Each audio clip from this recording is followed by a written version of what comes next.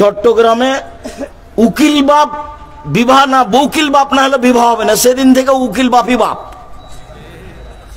ওই উকিল বাপি এখন মেয়ের বাড়ি যাবে, উকিল বাপি এখন মেয়ের বাড়িতে আসবে, মেয়ে ওই বাপের বাড়িতে যাবে, ওটাই বাপ জায়েজ থেকে।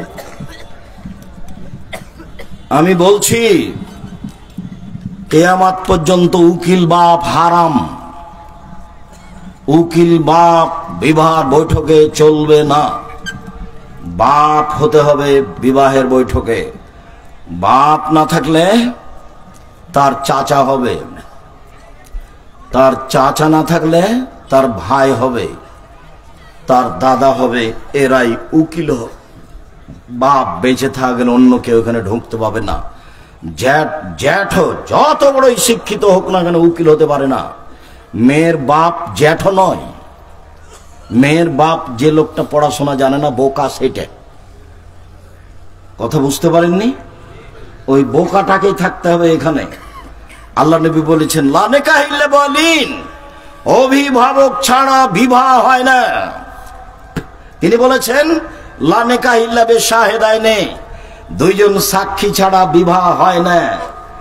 চূড়ান্ত ধর্ম বিবাহে দুইজন সাক্ষী লাগবে, চলন্ত ধর্ম বিবাহে চারজন সাক্ষী লাগবে। এই ছেলে, চারজন সাক্ষী কোথায় লাগে? জেনা প্রমাণ করতে। চারজন সাক্ষী কোথায় লাগে? জেনা প্রমাণ করতে। বাপের উপস্থিতিতে দুইজন সাক্ষী দিয়ে বিবাহ দিচ্ছি তো জেনা কেন হবে? চারজন সাক্ষী কেন? যখন বললাম যে কাজী সাহেবের খাতাকে টয়লেট পেপার হিসেবে ব্যবহার করতে হবে, কাজী সাহেব যে খেপে গেলেন।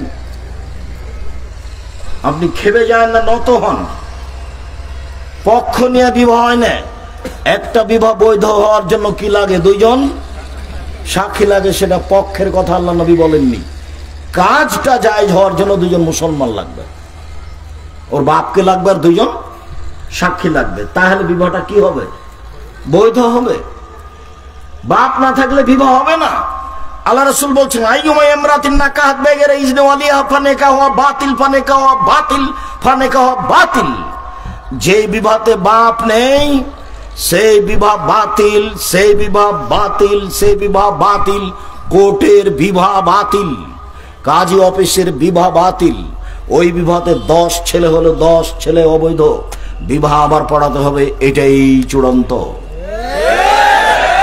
লা তুজাব্বিজুল মারাতুল মারাতা, একজন মহিলা একজন মহিলার বিবাহ দিতে পারে না। ওয়াজা তুজাব্বিজুল মারাতু নাফসাহা, একজন মহিলা নিজের বিবাহ দিতে পারে না।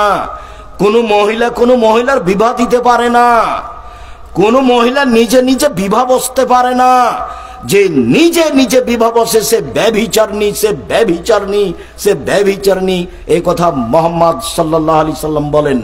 শুনুন, কুষ্টিয়ার খবর, খালাতে বলছে, শোনো, বোনের মেয়েকে বলছে, শোনো, ছেলে খুব ভালো, তোমার বাপ তো রাজি নয়, তুমি আমার কাছে চলে আসো, আমি তোমার বিবাহ দিয়ে দিব। খালা বোনের মেয়ের বিবাহ দিয়ে দিবে। আরে খালা কখন পুরুষ হয়ে গেছে, আমরা কেউ বুঝতে পারলাম না। ফুফুতে বলছে ছেলে খুব ভালো, তোর বাপ তো বিবাহ দিবি না। ফুফুতে বলছে আয় আমি বিবাহ দিয়ে দিব। ফুফু মেয়েকে ডেকে নিয়ে ভালো ছেলেতে বিবাহ দিয়ে দিয়েছে। বুঝতে পারলাম না ফুফু কখন পুরুষ মানুষ হয়েছে। আল্লাহ নবী বলছেন মহিলা দিয়ে বিবাহ চলবে না। কোন সাহসে ফুফু বিবাহ দেয়? ধর্ম এরকম নয়। চূড়ান্ত ধর্ম বাপ লাগবে, চলন্ত ধর্ম কোর্ট হলেই হবে, কাজী অফিস হলেই হবে। বইয়ে লেখা আছে একটা ছেলে বলবে এইটা আমার বউ, দুইজন সাক্ষী বলবে হ্যাঁ আমরা সাক্ষী, তাহলে বউ হয়ে গেছে। এই জন্যই কোর্টে চলছে এগুলো।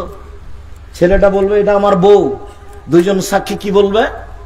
দুইটা ছেলে বলবে হ্যাঁ এটাই তোর বউ, এই আমরা সাক্ষী দিচ্ছি, হয়ে গেছে। যার কারণে তো কোনো সমস্যা নেই।